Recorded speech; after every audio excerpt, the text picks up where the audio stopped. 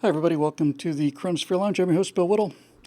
And today's episode is, as you may have seen, what the hell is going on? There is some very strange stuff happening out there now that goes beyond what I consider to be really a pretty exemplary response on the part of the American people. But there's just stuff that just is not only making sense. It's inexplicable. We've been trying throughout the course of the show to stay with not so much even with the science, so much as what's real. You know, there's so much that was unknown, continues so much to be unknown, so many different conflicting opinions about everything. My entire purpose, at least my goal anyway, was to help you as you help me in the feedback here to find out what's real. And there is a lot of stuff going on that is not making any sense to me. A lot of it can look very nefarious. It doesn't have to be. Never attribute, I don't remember the exact quote, never attribute to human ingenuity what can be explained away by simple stupidity. It's entirely possible that that all of this is, I don't even want to say an accident, just part of the learning curve. But we are now past the point where it's sensible or scientific. And I'm going to play for you about a 5-minute clip.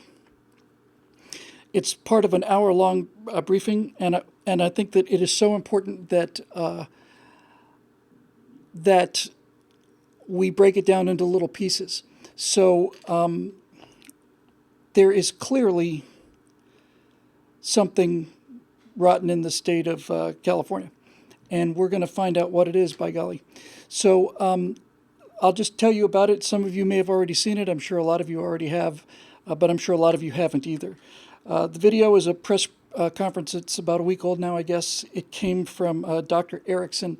He is the manager and co-owner of a series of urgent care clinics in Kern County, California. He has information that is really, really remarkable. And this is not like the story of the doctor who we first talked about when we first heard about hydroxychloroquine. This is different.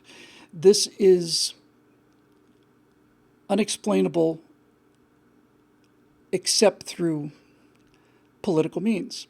So I know 5 minutes is a bit of a clip, but I have to tell you, honestly, I think what you're about to see is remarkable and well worth your time. I did do as much of a cut down as I possibly could, and so we'll play that, and then we'll come back and talk about it. He talks a lot more about a bunch of other things, but we're going to break that down piece by piece, and hopefully we'll do different segments again tomorrow with some of his other conclusions. Otherwise, you have to sit there and listen to a half-hour video, and I wouldn't put you through that. So anyway, here it is. Here's part one of our of the cut down, and this is Dr. Erickson talking about his background and also what he's seeing. Pay especially close attention to the fact that he is not talking about models. He's talking about what he is seeing in his own clinics. It's a number of clinics, and what he is hearing from other emergency room doctors around the country. So anyway, this is really very good. So 5 minutes and we'll be back. I'm sure you guys are working from home. You're sheltering in place. You're isolating yourself. And we want to talk about if that still makes sense. So we want to kind of take everything we've learned and throw it against the backdrop of who we are. You know, we both have had extensive classes in microbiology and biochemistry and immunology. We've studied this for each of us 20 years, and we take everything that we're seeing today and we put that against that backdrop and say, does this make sense? Are we following the science? Our volumes have dropped significantly. The hospitals, their ICUs are empty, essentially, and they're shutting down floors, they're furloughing patients, they're furloughing doctors. So the health system has been evacuated in certain places. In New York, the health system is working at maximum capacity. In California, we're really at a minimal capacity, getting rid of our doctors and nurses because we just don't have the volume. The hospitals don't, as I've met with our CEOs twice in the last week, and we don't as well. So we're busy with paperwork for COVID, and we're all focusing on COVID. And so one of the things I'd like to talk about is when I talk to ER physicians around the country, what's happening? Well, because COVID has become the focus, people with heart disease, people with cancer, hypertension, and various things that are critical are choosing not to come in based on fear. So what that's doing is causing the health system to focus on COVID and not focus on a myriad of other things that are critical because we don't have the staff there, and the major component is fear. People are saying, I don't want to go get seen by my doctor. What if I get the COVID? So if we look at California, these numbers are from yesterday. We have 33,865 COVID cases out of a total of 280,900 total tested. That's 12% of Californians were positive for COVID. So as you guys know, the initial models were woefully inaccurate. They predicted millions of cases of death, not of prevalence or incidence, but death. That is not materializing. What is materializing in the state of California is 12% positives. Well, if we have 39.5 million people. If we just take a basic calculation and extrapolate that out, that equates to about 4.7 million cases throughout the state of California, which means this thing is widespread. That's the good news. We've seen 1,227 deaths in the state of California with a possible incidence or prevalence of 4.7 million. That means you have a 0.03 chance of dying from COVID-19 in the state of California. 0.03 chance of dying from COVID in the state of California. Does that necessitate sheltering in place? Does that necessitate shutting down medical systems? Does that necessitate people being out of work? So that's California, and I also wanted to mention that 96% of people in California who get COVID recover with almost no significant sequelae or no significant continuing medical problems. So those are important statistics for the state of California. 2 months ago, we didn't know this. So I'm going to bring it to light now because we're sharing our own data. This isn't data filtered through someone. This is our own data. We found 6.5%, and then California has found 12%. So the more you test, the more positives you get, the prevalence number goes up, and the death rate stays the same. So it gets smaller and smaller and smaller. And as we move through this data, what I want you to see is millions of cases, small amount of death. Millions of cases, small amount of death. And you will see that in every state. And since we're talking about following the science, we're going to follow the statistics and follow the science. So I want to look at New York State. They've been in the news a lot, right? And their numbers are critical. Let's go over their numbers. Cases of COVID as of yesterday, 256,272 cases in New York State. Not New York City, New York, the entire state. They did a total of 649,325 tests.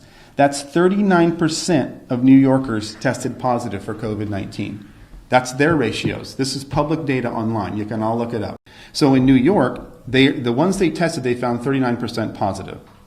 So if that's indicative, and they tested 649,000 people, that's a massive test. That's accurate data, 39%.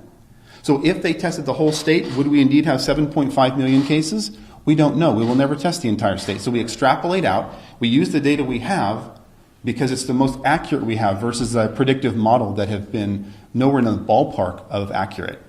So how many deaths do they have? 19,410 out of 19 million people, which is a 0.1% chance of dying from COVID in the state of New York. And they have a 92% recovery rate. If you are indeed diagnosed with COVID-19, 92% of you will recover. So we're seeing millions of cases, small amount of death. Millions of cases, small amount of death. And the reason I'm making that point is because we're going to compare this to flu and say, is this significantly different from influenza A and B? And if not, why has our response been what it is?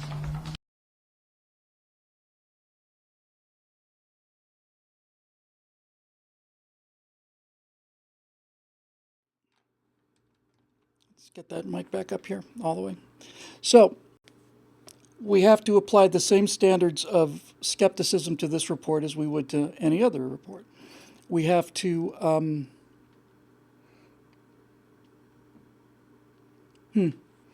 I just read that the guy over at Peak Prosperity ripped this guy up saying it's anti-statistics 101. Let's put the statistics out of it for a minute. Let's just agree that anybody can make numbers look like whatever they want to agree with. That the entire pandemic has been modeled and estimated and statistically analyzed, and no two answers are the same. So let's just take the statistics out of it. Forget what he said about the recovery rates, forget what he said about the testing rates, forget all of that. What we're dealing with here, it seems to me, is the difference between a scientist and an engineer. A scientist looks at theoretical values, and in fact, one of the jobs of science is to figure out what are the maximum boundaries of the theoretical answers that we can get. What's the best case scenario? What's the worst case scenario? So stay with me here. If you're going to be making a prediction about how many people are going to die in 6 weeks or whatever the case may be, see, I don't think there's, at least not until somewhere in this time frame, you don't need, I'm not saying there wasn't anything nefarious, I'm just saying you don't need it. Okay, so Sarge, you want to clarify that? Do they agree with them? Do they agree with him or not? It looked like a double negative there. Anyway, listen, here's the point I'm trying to make, okay? A scientist's job, epidemiologist's job, is to figure out what the best case and the worst case could be on estimates. They produce a computer model, and the computer model is within the error bars that they assume given the data that they put into it. Needless to say, if you're going to present a politician with a projection of the number of people who could become infected or sick, you would want to promote the worst case scenario, and they do not agree with him. Okay, well, we'll deal with that in a minute. The worst case scenario is what they sell to the people. To the politicians, they have to. And so that's where that goes, and so on and so on and so on. What I think, there's apparently a lot of argument about this guy, but one thing that seems to me to be relatively clear, at least the reason I'm bringing it up is, I have heard a number of reports saying, not that this isn't serious or anything like that, just saying that there is a lot of hospital capacity in places like California, and that the USS Comfort or Hope were essentially completely redundant, and essentially never took on more than 80 patients at one time or something like that. He's also got to understand, we have to understand when we talk about this, that there is Comfort and Mercy, thanks. We have to also understand that Kern County is not New York County, and it's not even Los Angeles County. But what he is saying is that his emergency room is empty.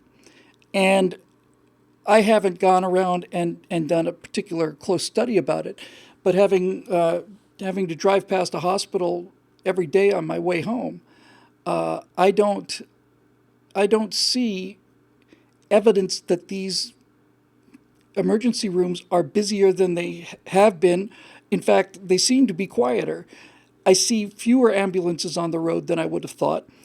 And the thing that I find telling is sometimes it's not so much what's there as so much as what is not there. When they did the report on this, the news station that covered this, they went on and said that the public health officials say that we think this guy just doesn't have it. They think he's completely wrong. And when they went to tell the story about why this guy is wrong, they used video of scientists in biolabs and so on. And what they used video of Chinese scientists. They used the video of the Chinese scientists in the high protection biosuits to buttress the claim that public health is saying is that this guy's wrong. And I guess what I'm saying in terms of not seeing things as well as seeing things, you would think that if we were anywhere near capacity on this, we would be seeing news footage, essentially endless news footage of backed up hospitals. And the reason I think there's a point to be made here is because oh boy, so some people are saying, yeah, that there's some evidence that this isn't that the emergency rooms are essentially empty. So just stay with me here on this. When they reported that that Moscow was having an enormous problem with capacity, that they were testing everybody who came in, and they said there were lines of ambulances that would take 9 hours to get you there. I saw photographs of those ambulances. I saw a picture of them. I don't see any pictures coming from hospitals, and it seems inconceivable to me that given the tone of the news media and how hard the news media is doing anything they can to magnify this, I don't think there's any question about that. It's difficult for me to understand why there would not be regularly updated, overwhelming amounts of footage of hospitals in overflowing conditions, absolutely at their limit or over their limit. And the fact that I don't see those is telling me something. The fact, you could argue, oh, well, they're not going to let the press into the emergency room. You can get into an emergency room with an iPhone. You can take a picture and come out of it with that. You can, if you're a member of the press, you can show lines of ambulances. You can show the system saturated, is what I'm trying to say. And in Kern County, which is not New York County, but in Kern County, he's saying that they are so far below capacity that they have to lay doctors off. We've heard a couple stories in the comment section of people who went to have somebody had a broken wrist. They said there was one guy in the emergency room playing with his phone. So what does that say? It says a bunch of stuff to me. First of all, I don't see any reason why this guy and his associate would be lying about this. Forget the statistics, okay? Maybe he got the statistics completely wrong, but it's pretty easy to check whether or not his emergency rooms and his urgent care shelters are empty or not. That's not a difficult thing to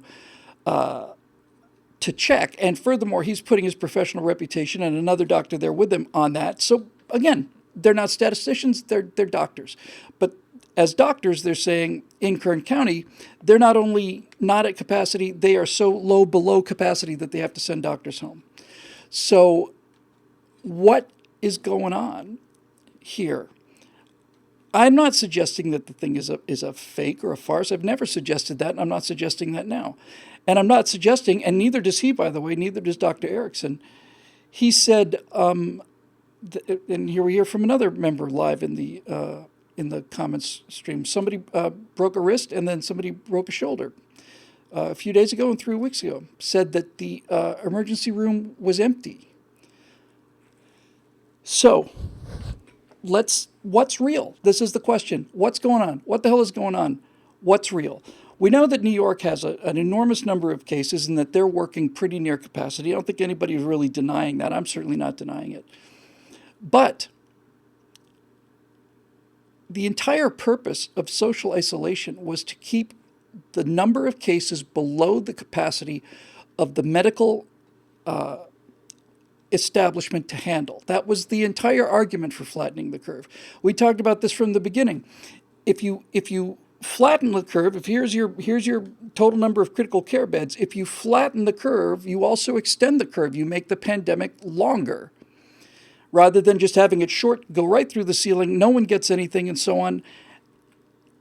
And we all understand about flattening the curve. Well, it looks to me, at least in Kern County, California, it sounds like we haven't just flattened the curve, we've created a dip in the curve now.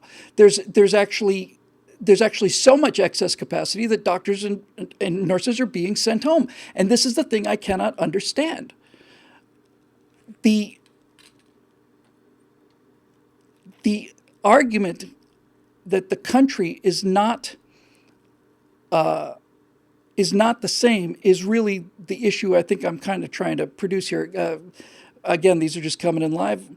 anecdotally.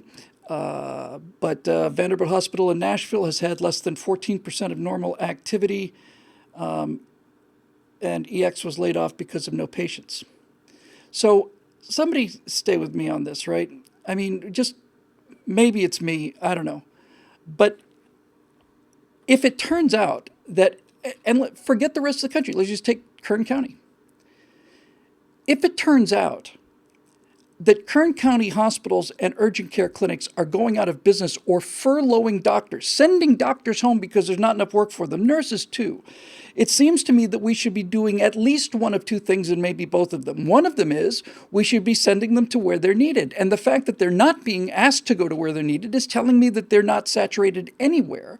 Otherwise, this guy wouldn't be sending doctors home. He'd be sending them to New York, or he'd be sending them to New Orleans or something like that. And if it turns out that this is the case, then not only is this an argument for reopening Kern County, it's an argument for reopening Kern County right now, like yesterday. It is so difficult sometimes in this country to get people to think clearly about things. So let's just recap here the whole story. Let's look at the whole picture, right? What do we know? We know that this is a new virus. We know it's real. We know it's not a joke. We know it's deadlier than the flu. We don't know how much deadlier. This is constantly changing based on the number of people that are tested, and they're asymptomatic. So we don't know what the mortality rate is, and we won't know until everybody's tested, and we'll never test everybody. So that's floating up in the air. But it's a real problem. We know that. We know that it affects certain age groups much more strongly than other age groups. We are finding out every day that the number of people who are testing positive for COVID-19 is higher than we would have expected at this point if the virus arrived in January or end of December. It may have gotten here much earlier than that. And so what I'm saying is, if it turns out that Kern County is sending doctors home because they can't afford to pay them because there's not enough patients, and or there's no place in the country where they're needed,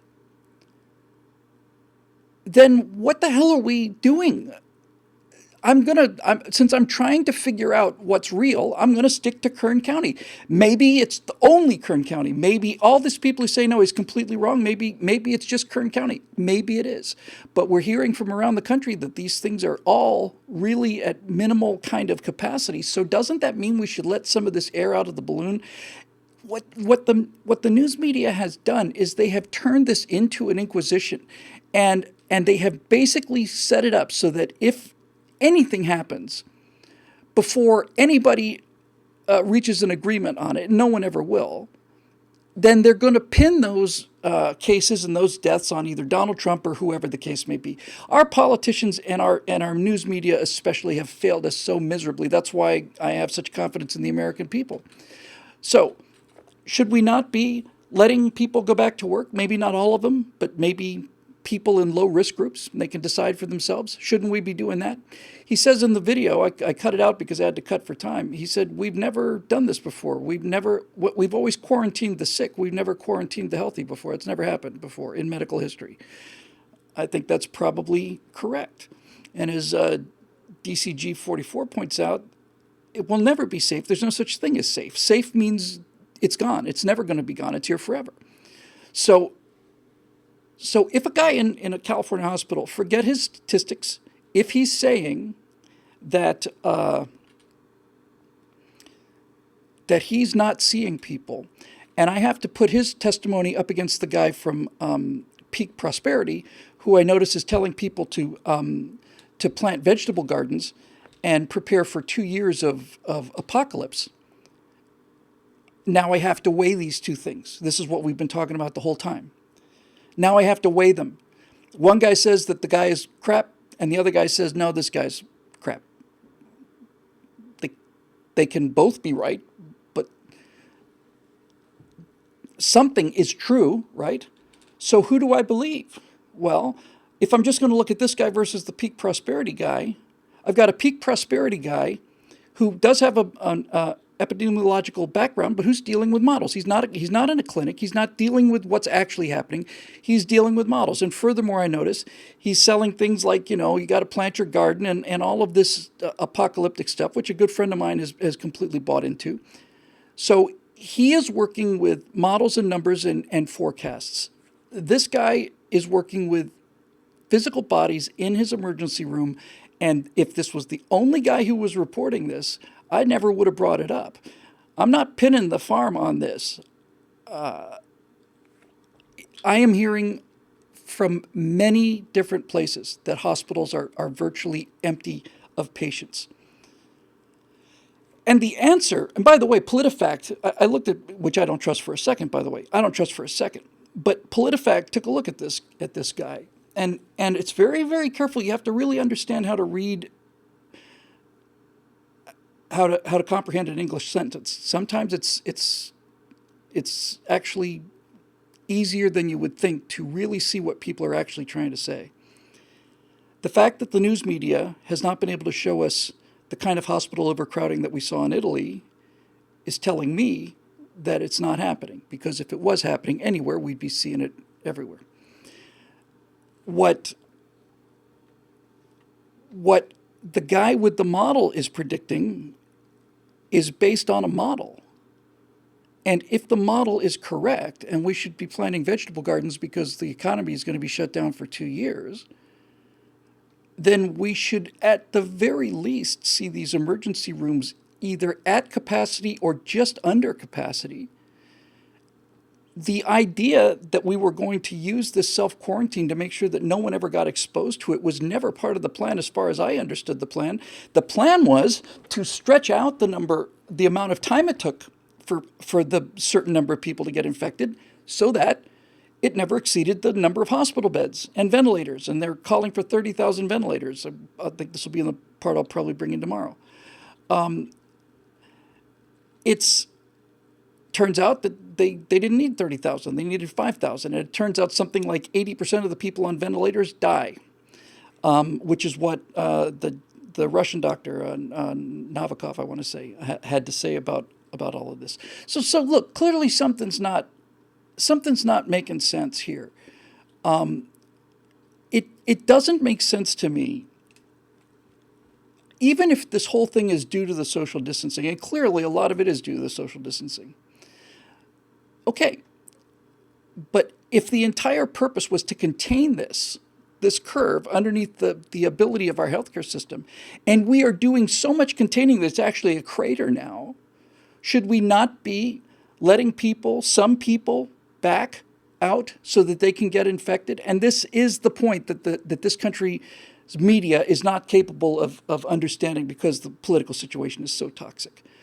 It was never, ever stated or possible that after the shutdown, after the self-quarantine, that there wouldn't be any new cases. No one ever suggested that, at least no doctors did.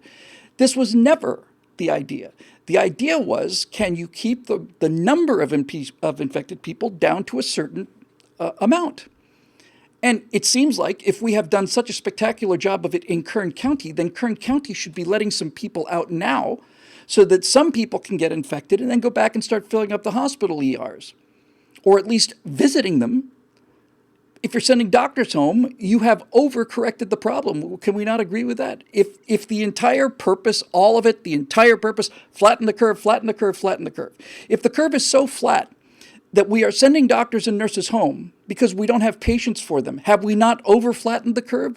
We're not talking about protecting people who are never going to get infected. That was never the plan. The plan was slow it down, keep it manageable. So if we've cratered the curve, we should be letting people go back, especially the people who are least susceptible. Let those people go out, people in their teenagers, 20-year-olds, 30-year-olds, and even into the 40s. It's essentially zero. We need these people to get out and get infected because so many of them are either asymptomatic or mild symptoms, and once they're infected, then you are on your way to herd immunity. And when I hear things like, I don't know what the final numbers were, but I know that when Comfort pulled into New York at the height of the epidemic, whatever the peak was expected to be, April 9th or something for New York City, I'd heard there were 8 patients on board the Comfort. 8. And that's in New York. So I'm curious to know what you guys think about that. Dozens of patients? Okay. If they had dozens of patients, I don't know if that's reference to comfort, but because this comment section moves pretty fast. But if we're talking about dozens of patients on a hospital ship that had either 800 beds or 1,000, I don't remember, then we have expanded our capacity so much and flattened the curve so much, take all the venality out of it, take power plays, take politics out of it. We're trying to figure out what is the smallest radius of what we can call true is without speculation. So without speculating too much, it seems to me that we have not reached medical saturation. On the contrary, we are well below medical saturation. And so if the entire purpose of flattening the curve was to slow things down enough, we need to get more people out there and get them infected. And we need to do this as quickly as possible. And that is going to result in an increase in the number of cases. Obviously, it will. But it's not a question of just simply going back to what we were doing. You could send people back to work with an awareness of just hand sanitizers, washing hands, masks, and all the rest of it. It's not the same world as it was 2 months ago. All of the, just as a small example, the 7-Eleven now, and the grocery stores too, have clear plastic sheets that hang down between you and the teller, which is perfectly appropriate. How much of an effect will those things have? We don't know. But I cannot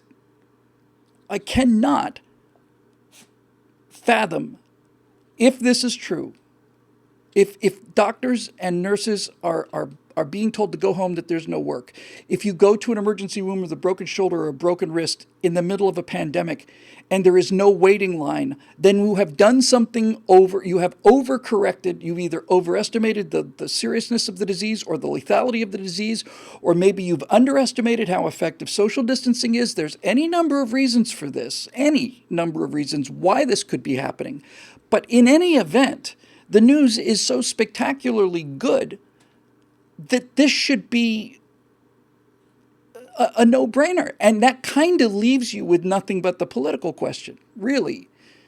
I mean, at what point does it become inexplicable except for politics?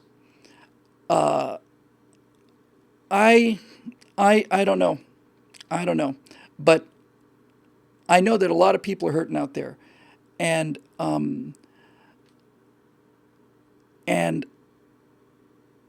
one of the things that have been pointed out, and I think this is really, really important. Flipster84 says, if we had known in March what we know now, we would not have shut the country down. Let's say that's true. I personally agree with that. I do. I personally agree with that. So let's just for a second play with that idea as if it's true. If we knew then what we know now, we would have done it differently. But this is true for everybody. I'm not faulting us for shutting down the country. And I'm not faulting Donald Trump for shutting down the country. And I'm not faulting Dr. Fauci. And I'm not faulting the guy who came up with the initial model that predicted 2 million American deaths. I'm not putting blame on any of these people. Hindsight is 2020. They're trying to predict what happens. I'm not in the slightest bit suggesting that they were, at least up until fairly recently, I'm not suggesting they weren't doing the best they can. Maybe they're part of an international conspiracy or so on. Maybe they just want Trump to fail. That's possible, but you don't need it. They can act in what they think is the best interest of the country. And Donald Trump gets faced with a model that says 2 million dead Americans, and he does what he did.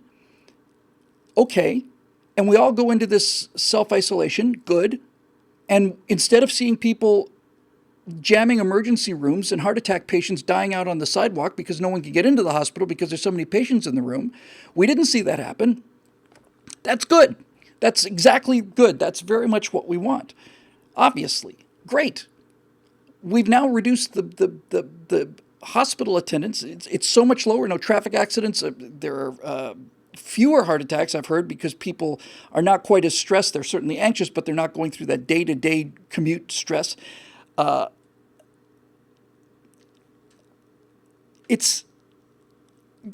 guess what I'm saying is this. I finally figured it out. A lot of times on shows like this, I just have some idea and I talk it about with you guys, and I read what people write in the comment section, and I factor that in, and I kind of try to work it out for myself. And here's the conclusion that I probably should have come up with half an hour ago. But what seems to me the big problem now is that there is no feedback. There's no feedback. There's an order to shut down that apparently applies to the entire country, or at least the entire state, until a certain date. That date was an estimate that was made 6 weeks ago. Now, there is reality on the ground. There is the reality of what is actually happening in the emergency rooms. And I don't see any feedback. In other words, if all of the measures that we took were so successful, let's just grant the case, grant it, just grant it. Yes, it was going to be 2 million deaths, let's say, yes. And we shut down, yes. And the social distancing and the quarantine, yes. And we have cut this so much that there are not only emergency room spaces available, but they're going out of business because there's nobody. Where's the feedback? Where is the feedback? Where is the ability for emergency rooms to go back to the governor or whoever and say, well, not only did we not see the spike we thought we were going to see, but it actually seems to be looking pretty good here. You don't, from that point, you don't have to just say, okay, it's over, but you can start to let some of the air out of the balloon. You can let some people go back. You can, there's any number of things you can do. And so now I have to start saying to myself, well, if it turns out that LA, downtown Los Angeles hospitals are not at capacity or close to capacity or anything like that, then you have to start asking yourself some questions. Okay, so if you're saying, well, the reason we're staying shut down is because if we let people go back to work, the rate of inspections will spike. Absolutely true. There's no question about that. And more people will get sick and the numbers will go up. There's no question about that. But that's the plan, right? That's the plan. We've got room in the hospitals now. Yes. Okay. Let's send some people out to get sick, and we've got the means to treat them to the best of our ability, because that's all we can do is treat them to the best of our ability. Have we saturated the system? Yes or no? No, not even close. Then let's get more people out there and get them sick. Most of them are going to recover. Many of them, we don't even know, may not have any symptoms whatsoever. But as long as we stay below the ability of our healthcare system to manage it, that was the plan. And now we are not doing that. And now you have to start asking yourself some serious questions about why there is no feedback loop. Why Gavin Newsom declared, what was it, 5-6 weeks ago, that he's going to keep the state of California shut down to May 15th? What makes us think that a number that was derived a month ago has any relevance today? Doesn't the actual data have a voice in this? Doesn't reality get a vote here? It's not necessary to find the reason. If these emergency rooms are operating at 10% of capacity, at least in certain areas, those people need to go back to work. That's what reality does for you. It says in this area, in Kern County, they have more capacity. Not only do they have excess capacity, they're sending doctors home. Let people go back to work. And the fact that they're not is telling me that this is that the politics of this, let me just put this plainly. It is now becoming clearer and clearer every day that the political component of all of this is no longer able to be covered by the medical fig leaf. I think President Trump acted in good faith. And if it turned out that the actions that you took that caused all of this tremendous damage were so effective that we're closing emergency rooms because there are no people in there, then it's time to loosen up, not stop, loosen up those restrictions and let people go back out. And that's it, period. That's it. So Texas goes back to work on Friday. God bless Texas. And this is why federalism is such a great idea. Last point I want to make. The idea that the entire country stays locked down until New York City is safe is, no, it's not going to do it. Not going to do it. And And as Dennis Prager pointed out, if you asked New York City to shut down because there were 20,000 people in Montana who were sick or who had died, they wouldn't do it. So, so Texas gets to go back to work on Friday. And this is how federalism is supposed to work. I've heard Democratic politicians say, well, no, that's not fair because people could move to Texas or move out of Texas. No one's going to permanently move into or out of a state unless there's an excellent reason for it. So if Texas goes back and they fully lift the restrictions, we won't know for 2 weeks. We will probably know well before that. But the outer limit of symptoms appears to be about 2 weeks. So if Texas goes back to work, we should start to see a rate of increase in cases starting in about 4 or 5 days. If they completely lift all of the social distancing, completely, just stop. And that's assuming that people don't have the sense to keep doing this on their own. Texas goes back to work, okay. If the number of deaths goes up, and it will, but if it goes up so dramatically that it overwhelms Texas's medical ability, then Texas made the wrong decision. And the New York liberals will be right. They're not going to lose any sleep over it. They give them something to gloat about. That's the world we live in today. So we need some feedback here. Is what we need. We need feedback loops. We need these politicians now. We've never been here before. I'm not blaming anybody up until this point, but now we need to understand that since we've never been here before, we need to have a relationship with reality. A relationship with reality would be nice. And when this guy's talking about data, he's talking about the number of patients he can name them in his clinics. And name them all. We're not talking about a computer model here. So maybe we just send everybody to Kern County. Maybe that's the safest place in the whole country. Even if that's true, Kern County should go back to work. Right? We'll talk about the Norway and Sweden model that he talks about also. But that's a different subject. I wanted to break this whole thing down into a number of different things. So anyway, that's it. People are talking about a hot mic situation. I don't know anything about it, but I will check. If reality turns out to be what it looks like now, then the states that go back to work earlier should be able to deal with this as well as can be expected.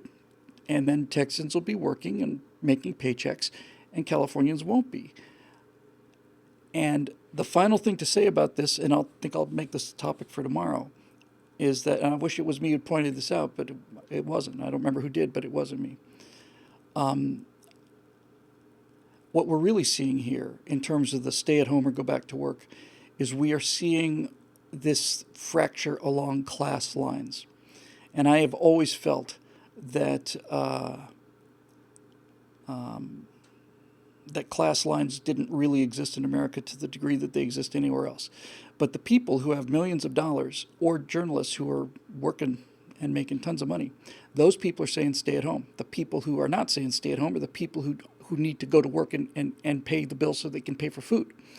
And I find it, I used to find it amusing or at least tone deaf. Now I'm beginning to find it infuriating to hear Bill Gates tell me that we're all going to have to stay out of work for 2 years, which is easier to do if you have $80 billion than if you've got $80. It's 1 billion times easier. That'll do it for this edition of the CoronaSphere Lounge, made possible by the members at BillWhittle.com. Now, we didn't do a bunch of shows for a while because we had no news. And all the news on the leading edge of the curve was medical news. I suspect that on the news on the trailing end of the curve will be political news. And we'll be covering that to the best of our ability as well.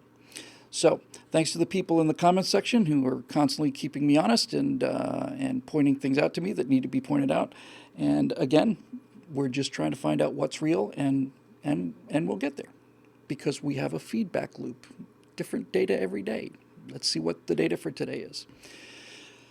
I want to live in a country made up of nothing but millions and millions and millions of me. But I guess everybody wants to live in a country like that.